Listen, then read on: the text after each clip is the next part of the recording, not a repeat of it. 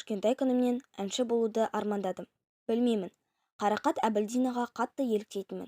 Ешкім жоқта айнаның алдына тұрып алып, ұзын шашымды жайып жіберіп, бар даусыммен айқайлап ән айтушы едім. Сонымды көрген мамам жетелеп музыкалық мектепке апарды. Вокалдан дәріс алдым. Мектеп қабырғасында жүргенде хорға қатыстым. Бірнеше байқауға қатысып жүлделі орындарды алдым. Мектеп бітірген соң мама-папамның айтқанын тыңдамай, әнші болам деп тұрып алдым. Әншілік білім емес, хобби, сен онсыз да әншісің деп осынша айтты, бірақ тыңдамадым. Алматыға барам, өнер академиясына түсем деп ақыры дегенме жетіп оқуға қабылдандым. Студенттік өмір басталды. 3 қыз боп пәтер жалдап тұрдық. Жатақханадан орын бұйырмады.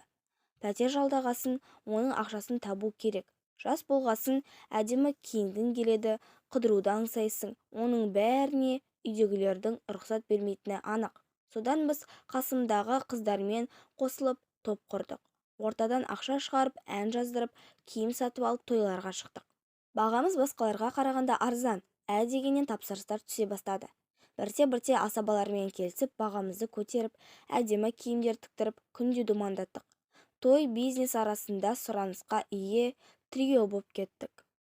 Бір жолы бізді жаңа жылдық корпоративке өнер көрсету үшін шақырды. Құрылыс компаниясының қызметкерлері жақсылап дайындалып келіңдер деп асаба айтып қойған. Барымызды үстімізге жапсырып, сыланып, ең жақсы деген әндерімізді дайындап бардық. Өңкей ығай мен сығай жиналған отырыс екен.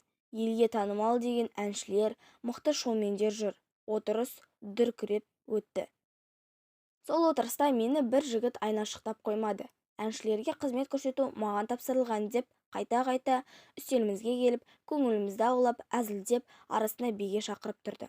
Не керек, сол жігіт қайтарда телефонымды сұрап алған. Ертесіне бір құшақ гүлмен есігімнің алдынан күтіп алды. Содан күнде сыйлық, тәтті сөз, әдемі мейрамхана, махаббаттың буына мас болып, ол мені өзіне ғашық етті. Бір жылдай қыз бен жігіт болып жүрдік. Сүйісуден арыға бармадық. Оның сол мәдениеттілігі де менің сенімімді нықтаған сияқты. Бір жылдығымызды атап өтейік деп қымбат қонақ үйге шақырған күні мен одан басқа нәрсе күттім. Сол жерден саған жүзік тағып, үйленуге ұсыныс жасайтын шығар деп жанымдағы қыздар да қызығып қалды.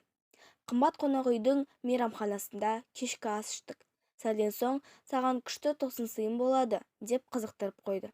Бірақ шарабыма ұйықтататын дәрі қосып бергенін байқамай қалыппын. Ертеңіне басым сынып жігітімнің жанында ояндым. Мен армандаған жүзікте басқа да жоқ. Бармағымды шайнағаннан басқа амалым жоқ еді. Ішімді удай ашытқаны оның әйелі, 2 баласы бар болып шықты.